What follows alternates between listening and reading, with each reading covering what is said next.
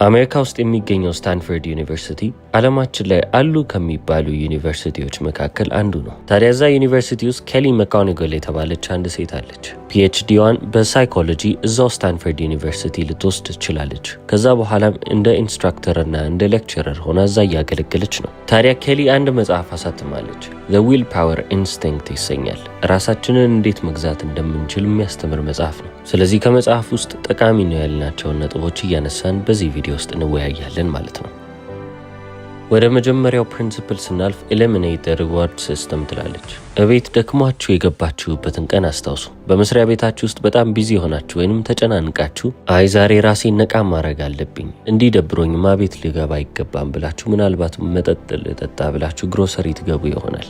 አንድ ወይንም ሁለት ቢራ ብቻ ጠጥቼ እወጣለሁ ብላችሁ ያሰባችሁ ሰዎች 6 እና 7 ቢራ ስትጠጡ ራሳችሁን ታገኙታላችሁ። ታዲያ ጥሩ ስሜት የሚሰማችሁ መስሎ ነው የታያችሁ። ምክንያቱም ለራሳችሁ እረፍት እየሰጣችሁ እንደሆነ ታስቡታላችሁ። ነገር ግን ያን ሁሉ መጠጥ ከጠጣችሁ በኋላ ልትሰክሩ ትችላላችሁ፣ ሊደክማችሁ ይችላል። በዛ ላይ ውጥረቱ አሁንም አለ። በተጨማሪም ደግሞ ራሳችሁን ተወቅሱታላችሁ። ታዲያ አሁን ለእናንተ ዲሲፕሊን ራሳችሁንም ለመግዛት በጣም ትልቅ ጠላት ከሚሆንባችሁ ነገሮች ውስጥ አንዱ ሪዋርድ ሲስተም ብላ የጻፈችው ነገር ነው። ይህን ሁሉ ነገር አሳልፌያለሁ፣ ስለዚህ ራሴን መሸለም ይገባኛል፣ የሆነ ነገር ይገባኛል ብላችሁ ለራሳችሁ የምታደርጉት ነገር አንዳንዴ የእናንተን ዲሲፕሊን የሚያሰናክል ነገር ነው። አይምሯችንም ይህንን በመጠቀም ነው ራሳችንን እንድናታልል የሚያደርገን። ብዙ ጊዜ እነዚህ ፈታ እንልባቸዋለን ብለን ያሰብናቸው ነገሮች እንዳሰብናቸው ሆነው አይገኙልንም። ስለዚህ ብዙ ጊዜ ዲስአፖይንትድ እንሆናለን ወይንም ደግሞ ያው ከሆነ ምንም አይነት ነገር አላገኘሁም ብለን የምናልፋቸው ነገሮች ናቸው። ጥናቶች እንደሚያመለክቱት ከሆነ ስለተጨነቁ በምግብ ያንን ጭንቀታቸውን ለማስወገድ የሚሞክሩ ሰዎች 16% የሚሆኑት ብቻ ናቸው የሚሳካላቸው። በተመሳሳይ ጥናት ውስጥ ደግሞ አብዛኛውን ጊዜ በተጨነቁ ሰዓትና ዲፕሬስድ በሆኑ ሰዓት ላይ ቸኮሌት የሚበሉት ሴቶች ናቸው ይላል። ታዲያ ምንም ያህል ቢበሉም ከዛ በኋላ የሚመጣላቸው ስሜት ምንድነው ካላችሁ የጥፋተኝነት ስሜት ወይንም ደግሞ ጊልት ነው ትላለች። ታዲያ ሁላችንም በምግብ ራሳችንን ላናጽናና እንችል ይሆናል እንጂ የሆነ መንገድ አለን። አይምሮዬ ሰላም አይደለም፣ ለአይምሮዬ እረፍት ልስጠው ብለን ቁጭ ብለን ቲክቶክ ስናይ እንውላለን። 2 ሰዓቱን ሙሉ ከተመለከትን በኋላ ዝም ብዬ ከሆነ ጊዜን ያባከንኩት ነው የምንለው። ፊልምን ብንመለከት ልክ እንደዛው። ምናልባትም ስራ መስራት እያለብን ቆይ በኋላ ሰራዋለሁ እያልን ራሳችንን እናታለን። 1-2 ሰዓት እስቲ ትንሽ ጋደም ብዬ ልነሳ እንላለን። ተኝተን ግን ስንነሳ ሰውነታችን በደንብ አርፎ ውስጣችንም ደስተኛ ሆኖ ሳይሆን የበለጠ ለምንተኛው እያልን ራሳችንን እየጠየቅንና እየቆጨን ነው ይህንን ነገር አሁን መጨረስ አለብኝ የምንለው። ይሄ ሪዋርድ ሲስተም ወይንም ደግሞ ራሳችንን ምንሸልምበት ስርዓት ምን ያህል ሱሰኛ ሊያደርገን ይችላል ብለን ከጠየቅን ላለፈው ነገር ብቻ ሳይሆን ወደፊትም ለሚመጣው ነገር ራሳችንን እዚሁ ጋር እያቆምን ቆይ እንዲያረጋለሁ እንላለን። ለምሳሌ ዛሬ ላይ ብር አላችሁ እንበል። ስለዚህ ወጣችሁ የፈለጋችሁትን ነገር ትገዛላችሁ፣ ልብስ፣ ጫማ። ከዛ ለራሳችሁ ምንድነው የምትሉት? ከዚህ በኋላ ለ1 ወር ወይንም ለ2 ወር ምንም አይነት ወጪ ልብስ ላይ አላወጣም ትላላችሁ። ገና ወደፊት ለሚመጣው ነገር ራሳችሁን አሁን ላይ ሸለማችሁት ማለት ነው። ከዛ ወደፊት ያንን ነገር ላለማድረግ ትሞክራላችሁ። ጸሐፊዋ ወደምታነሳው ሁለተኛ ነጥብ ደግሞ እንለፍ። ዶንት ኤክስቼንጅ ኤቭሪ ጉድ ፎር ባድ ትላለች። ለምሳሌ እናንተ መክሳት ትፈልጋላችሁ። ታዲያ ለመክሳትና የተስተካከለ ሰውነት ለመያዝ ዳይት ትጀምራላችሁ። የምትበሉትን ምግብ ሁሌም ትከታተላላችሁ ማለት ነው። ጠዋት የምትበሉት ለምሳሌ ፍሩት ብቻ ሊሆን ይችላል። ከሰዓት ደግሞ አረንጓዴ ነገሮች፣ ምናልባት ሰላጣ። በመክሰስ ሰዓት ላይ ከቀኑ 10-11 ሰዓት በሚሆንበት ሰዓት ላይ ደግሞ ወክ ማድረግ ይጠበቅባችሁ ይሆናል። ወክ ባታረጉም እንኳን መብላት ያለባችሁን ቀለል ያለ ነገር ብቻ ነው የበላችሁት። ታዲያ እስካሁን ድረስ ጥሩ የሚባል አዋዋል ውላችኋል። ይህንን ሁሉ ጥሩ ነገር አድርጌያለሁ፣ ስለዚህ ማታ ፒዛ ብበላ ችግር የለውም ብላችሁ ፒዛ ገዝታችሁ ብትገቡ ሙሉ ፒዛውን ባትበሉት እንኳን ከጠዋት ጀምሮ ስታደርጉ የነበረውን ነገር እንዳለ አጠፋችሁት ወይንም አበላሻችሁት። ይህንን ምን ይሉታል? ሞራል ላይሰንሲንግ ይሉታል። ቀኑን ሙሉ ጥሩ ነገር ስላደረጋችሁ ቆይ ለራሴ ይሄ ነገር ይገባኛል ብላችሁ ወዲያውኑ ያማራችሁን ነገር የምታኩበት መንገድ ነው። ይህ ሎጂካል ቲንኪንግ አይደለም። አስባችሁ አመዛዝናችሁ የምትወስኑት ውሳኔም አይደለም። ወደሚጠቅማችሁ ነገር እየተራመዳችሁ መሆናችሁና ያንን ነገር ማወቃችሁ ምናልባት ሊያኮራችሁ ሊያስደስታችሁ ይችላል። እሱ አይደለም ችግሩ። እስካሁን ድረስ የመጣችሁበትን ርቀት ተመልክታችሁ በጣም ስለተደሰታችሁ ብቻ ይህንን ነገር ለራሴ ይሸልማለሁ ብላችሁ ወደኋላ የሚጎትታችሁ ነገር ብትመርጡ ራሳችሁን እያወቃችሁ እየከዳችሁ ነው። ነገር ግን እናንተ ጥሩ ስም ሰጥታችሁታል። ለዛ ነው ራሳችሁን እየፎገራችሁ የምታልፉት። ታዲያ ራሳችሁን በዚህ መስመር ላይ ካገኛችሁ ነገሮችን እንደ ጥሩና እንደ መጥፎ ማድረግን ወይንም መለየትን አቁሙ። ታዲያ ማንኛውንም ነገር ስትመለከቱ ይሄ ነገር ወደ ግብ ይወስደኛል ወይንስ አይወስደኝም በሚለው መነጽር ለማየት ሞክሩ። እንደዛ ካረጋችሁ የበለጠ ጥርት ያለ ፐርስፔክቲቭ ይኖራችኋል። ይሄ ነገር ወደ ግባችሁ የሚወስዳችሁ ከሆነ የምታደርጉት ነገር ወይንም ማድረግ ያለባችሁ ነገር ነው። ከግባችሁ የሚያረቃችሁ ነገር ከሆነ ደግሞ ማድረግ የሌለባችሁ ነገር ነው ማለት ነው። ሶስተኛው የመጽሐፉ ነጥብ ምን ይላል? Be careful with the what the hell effect. ነገሮች ሲያስከፏችሁ እንዴት ነው ሪያክት የምታደርጉት? ምላሽ የምትሰጡበት መንገድ ምን ይመስላል? ለምሳሌ የቅድሙን የዳይት ኤግዛምፕል እናንሳ።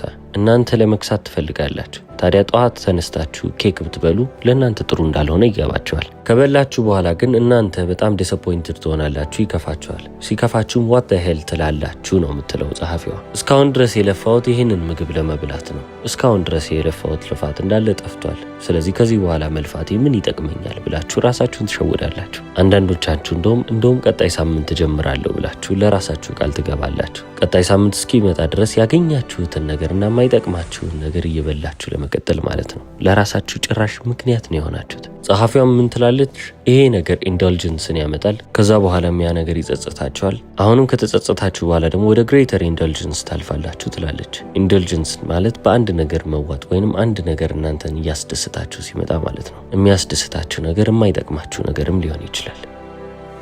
ታዲያ ሁሌም አድርገዋለሁ ብላችሁ ያሰባችሁትን ነገር ሳታደርጉ ስትቀሩ ራሳችሁን ይቅር ልትሉ ይገባል። ራሳችሁን ይቅር ትሉና እያደረጋችሁ የነበረውን መጥፎ ልማድ ታቆሙና ወደ መጀመሪያው ወይንም አድርገዋለሁ ወዳላችሁት ነገር ታልፋላችሁ። ይህ ማለት ኬክ እየበላችሁ ከሆነ ኬኩን መብላት ታቆማላችሁ። ምንም እንኳን ባትጨርሱት፣ ምንም እንኳን ኬኩ ቢባክን ወይንም ደግሞ መክፈልም ቢጠበቅባችሁ ያንን ነገር ልታደርጉት አይገባም። የምትበሉትን ኬክ አውጥታችሁ ለቸገረው ሰው ወይንም ያንን ኬክ መብላት ለሚፈልግ ሰው መስጠት ነው። ሕፃን ልጅ ቤት ውስጥ ካለ በቂ ነው። አንዳንድ ጊዜ በራሳችሁ የምታደርጉት ስራ ወይንም ደግሞ ማድረግ የማይጠበቅባችሁ ነገር ስታደርጉ የሚሰማችሁ መጥፎ ስሜት ራሳችሁን ለማስተካከል የሚጠቅማችሁ ይመስላችኋል። ነገር ግን ጭራሽ እያባሰባችሁ ነው የሚመጣው። ስለ ራሳችሁ መጥፎ ስሜት እየተሰማችሁ በሄደ ቁጥር የበለጠ ራሳችሁን ዊክ እያረጋችሁ እያደከማችሁና የበለጠ ዲስፕሊን ያጣችሁ ሰዎች እየሆናችሁ ነው የምትመጡት። ለዚህ ነው ሰልፍ ፎርጊቭነስ የሚያስፈልገው። ራሳችሁን ይቅር እያላችሁ ስትሄዱ ሰበብ እያመጣችሁ አይደለም። ራሳችሁን ለመግዛት ራሳችሁን ለመቆጣጠር አንዱ አስፈላጊ ነገር ስለሆነ ነው። ጸሐፊዋ በአራተኛ ደረጃ የምታነሳው ነጥብ ጥያቄ ነው። Are you waiting for future you ትላለች። ለወደፊቱ እናንተ እየጠበቃችሁ ነው። ሁለት ሰዎች አሉ እንበል። የመጀመሪያው እናንተ ናችሁ። ሁለተኛው ሰው ደግሞ የወደፊቱ እናንተ ነው። ታዲያ አሁን ላይ ያላችሁ ማንነት፣ አሁን ላይ የሆናችሁት ሰው ሁሌም ቢሆን ከዛሬ ነገ እያለ ጉዳዮችን የሚያቆይ ሰነፍ የሆነ በተጨማሪም ደግሞ ኢምፐልሶቹን መቆጣጠር የማይችል ያማረውን ነገር ወዲያውኑ ነው የሚያደርግ ሰው ነው። እንደዛ ቢሆንም እንኳን በጣም ህልም ያለው ሰው ነው። ቁጭ ብሎ ያልማል። ወደፊት ምን አይነት ሰው እንደሚሆን በአይነ ህሊናው እየተመለከተ የሚቀመጥ ሰው ነው። ታዲያ አሁን ደግሞ ወደ ወደፊት ማንነታችሁ እንምጣ። የወደፊቱ እኔ ብላችሁ የምታስቡት ሰው ደግሞ ራሱን በደንብ መቆጣጠር የሚችል ሰው ነው። ማድረግ ያለበትን ነገር ምንም አይነት ስሜት ቢሰማውም ያደርገዋል። ለሱ የማይጠቅመውን ነገር በፍጹም አያደርግም። ቲክቶክ ላይ ቁጭ ብሎ ስክሮል አያደርግም። የማይጠቅመውን ፊልም አይመለከትም። የማይጠቅመውንም ምግብ አይበላም። ታዲያ አሁን ይህ የእናንተ የወደፊት ማንነት ነው ብለን እናስብ። ታዲያ ብዙዎቻችን ለምንድን ነው የምንሳሳተው? ለምንድን ነው ይሄንን የእድገት መንገድ ማስቀጠል የከበደን ካልን የወደፊቱን ማንነታችንን ከራሳችን ነጥለን ስለምንመለከተው ነው። አሁን ላይ የሚጠቅማችሁ ነገር እያደረጋችሁ ካልሆነ የወደፊቱ ማንነታችሁ እንዴት የሚጠቅመውን ነገር እያደረገ ይሄዳል? አሁን ላይ ሰንፋችሁ ቁጭ ያላችሁበት ምክንያት ለምንድን ነው? የወደፊት ማንነታችሁ የማይሰንፍና የሆነ ቀን ላይ በዛ ሰዓት ማድረግ ያለበትን ነገር በደንብ አድርጎ የሚወጣ ሰው ይመስላችኋል። ያ ግን በፍጹም አይፈጠርም። የወደፊቱ ማንነታችሁ አሁን ላይ እንዳላችሁት አይነት ሰው ነው የሚሆነው። የበለጠ ደካማ ይሆናል፣ የበለጠ ሰነፍ ይሆናል፣ ህይወቱም የበለጠ እየመረረው ይመጣል እንጂ ሌላ ምንም የሚለወጥ አዲስ የሚሆን ሰው የለም። አዲሱን ሰው ከፈለጋችሁ ያ አዲሱ ሰው የሚያደርገውን ነገር አሁን ላይ ሆናችሁ ልታደርጉ ይገባል። ለምሳሌ ዛሬ 5 ሲጋራ ማጨስ ፈልጋችሁ 5 ሲጋራ ማጨስ መፈለጋችሁን አይደለም መመልከት ያለባችሁ በየቀኑ ለ20 ዓመት 5 ሲጋራ ማጨስ የወደፊቱ ማንነት የወደፊቱ እኔ ምንድነው የሚሆነው፣ ምን አይነት ህይወትስ ነው የሚኖረው ብላችሁ እንድታስቡ ነው የምፈልገው። ታዲያ በዛ መነጽር ሁኔታውን ብትመለከቱት የብልህ ምርጫ ይመስላል ወይ? አስተዋይ የሆነ ሰው እንደዚህ አይነት ምርጫ የሚመርጥ ይመስላችኋል? አብዛኛው ሰው ይህንን ነገር ለ20 ዓመት እኮ አላደርገውም ለዛሬ ብቻ ነው ነገ አቆመዋለሁ ብሎ ራሱን ይፎግራል። ብዙ ሰው ሳይለወጥ የሚቀረው በዚህ ምክንያት ነው ትላለች ጸሐፊዋ ኬሊ። ዛሬ ካልተለወጣችሁ ነገም ተመሳሳይ ነው የሚሆነው። ነገም ዛሬ ነው። ወደ ቀጣዩ ነጥብ ስናልፍ you only have one source of willpower ትላለች ጸሐፊዋ። እንበልና ወደ መስሪያ ቤታችሁ እየሄዳችሁ ነው። ጠዋት ነው፣ ጊዜ ያላችሁ። ነገር ግን በመንገዳችሁ ላይ በጣም የሚያምር ሽታውም ደስ የሚል ማራኪ የሆነ አንድ ዳቦ ቤት ትመለከታላችሁ። ካጠገቡም የራሱ ሬስቶራንት አለው። ስለዚህ ሻይ ቡና ማለት ትችላላችሁ። ያማራችሁንም ኬክ ወይንም ደግሞ ዳቦ መብላት ትችላላችሁ። ለዛ የምታወጡት ወጪ ምንም የሚያሳስባችሁ አይነት ሰዎች አይደላችሁ። ነገር ግን ዳየት ላይ ናችሁ። መብላት የሌለባችሁ ምግብ ነው። አሁን ነው እንግዲህ ከራሳችሁ ጋር መከራከር የምትጀምሩት። ምን አለ ብገባ፣ አንዴ ልሞክረው እንዴ፣ ምንም እኮ ችግር የለውም፣ አይ ይቅርብኝ፣ የተለወጥኩ ሰው ነኝ ብላችሁ እንደምንም ተቆጣጠራችሁ በዛ ቦታ ልታልፉ ትችላላችሁ። ዊል ፓወራችሁን ኤክሰርሳይዝ አረጋችሁ ማለት ነው። ራሳችሁን መግዛት ምን ማለት እንደሆነ አወቃችሁ። ታዲያ አሁን ከስራ ስትመለሱ በዛ መንገድ ላይ የምትመጡ ከሆነ ከመጀመሪያው አልተማራችሁም ማለት ነው። አንድን ነገር ሁለቴ መታገል አትችሉም። አንዴ እንደምንም ታግላችሁ ካለፋችሁ ለምን ሁለተኛ ጊዜ መጣችሁ? ዊል ፓወር ልክ እንደ ሞባይል ባትሪ ነው። ጠዋት ላይ ሙሉ ነው። ከዛ በኋላ ቀኑን ሙሉ ተጠቅማችሁ ስትጨርሱ ደግሞ በጣም ዝቅ ያለ ወይንም ያለቀ ባትሪ ነው የሚቀራችሁ። ስለዚህ ጠዋት አሪፍ የሚባል ዊል ፓወር ያላችሁ ለምንድን ነው? ኤነርጂያችሁ ገና አዲስ ነው፣ ምንም አልተነካም። መስሪያ ቤት ገብታችሁ ብዙ ውሳኔዎችን አልወሰናችሁ። መስሪያ ቤት ከገባችሁ በኋላ ብዙ ውሳኔ ከወሰናችሁ በኋላ ከደካከማችሁ በኋላ ግን በቃ አለቀ። እንደዛ አይነት ኃይል አይኖራችሁም። ስለዚህ ተምፕቴሽኖች ሲመጡ፣ ፈተናዎች ሲመጡ ሬዚስት የማድረግ ወይንም እነዛን ነገሮች የመቋቋም ምንም አይነት አቅም አይኖራችሁም። ስለዚህ ሁለተኛ ሰዓት ላይ ትሸነፋላችሁ ወይንም ትረታላችሁ።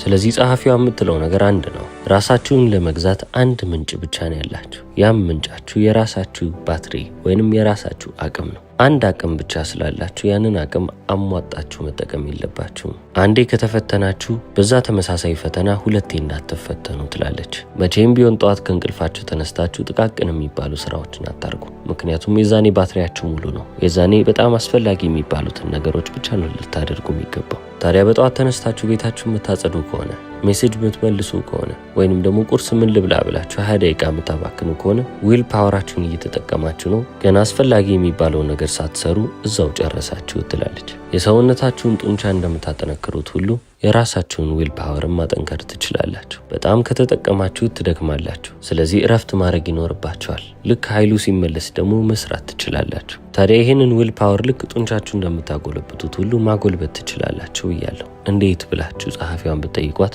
ሜዲቴሽን አንደኛው መንገድ ነው ትላለች።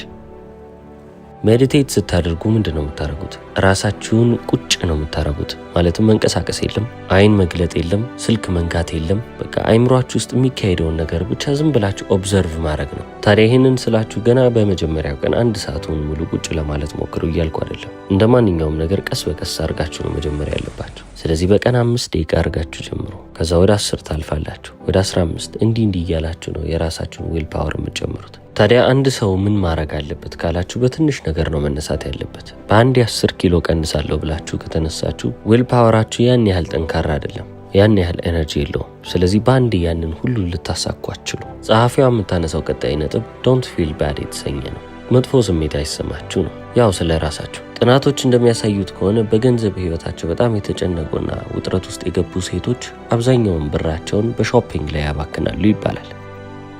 ይሄ እንግዲህ የሚያስገርም ጥናት ነው። የገንዘብ ሁኔታቸው በጣም ሲያሳስባቸው የገንዘብ ሁኔታቸውን ለመርሳት ብለው ገንዘብ ነው የሚያወጡት። ለምንድን ነው እንደዚህ እያሰቡ ያሉት ብላችሁ ብትጠይቋቸው ምክንያታዊ ሆነው ስለማይንቀሳቀሱ ነው። ያ ማለትም ደግሞ ያሉበት ሁኔታ በጣም ስላሳሰባቸው በቃ ኢንስተንትሊ እነሱን ደስ የሚያሰኛቸውን ነገር ይፈልጋሉ። ወዲያው ካሉበት ስሜት ነቅለው የሚያወጣቸውን ነገር በመፈለግ ውስጥ ነው እንግዲህ ሾፒንግን እንደ አንድ አማራጭ የሚያዩት። መጥፎ ስሜት እየተሰማችሁ ከሄደ በጣም በአብዛኛው ጊዜ ጊቭን ታረጋላችሁ ትላለች ጸሐፊዋ። ያ ማለትም እጅ መስጠት ማለት ነው። ምንም ሴንስ ላይሰጥ ወይንም ደግሞ ትርጉም ላይሰጣችሁ ይችላል። ነገር ግን አብዛኛው ጊዜ የሰው ልጅ አይምሮ በዚህ መንገድ ነው የሚሰራው። ራሴን ለመቆጣጠር ራሴን መውቀስ አለብኝ ብላችሁ ካሰባችሁ ትልቁን ስህተት ሰራችሁ ማለት ነው። ራሳችሁን ስትቀጡ፣ ራሳችሁ ላይ ስትፈርዱ፣ የጥፋተኝነት ስሜት ሲሰማችሁ፣ እነዚህ ሁሉ ስሜቶች ወደ ሰልፍ ኮንትሮል አይደለም የሚመሯችሁ፣ ከዛ እያራቋችሁ ነው የሚሄዱት። ጸሐፊዋ ታዲያ ከነዚህ መጥፎ ስሜቶች ነቅሎ የሚያወጣን ነገር ምንድን ነው ብላችሁ ብትጠይቁኝ መፍትሄዎቼ እነዚህ ናቸው ትላለች።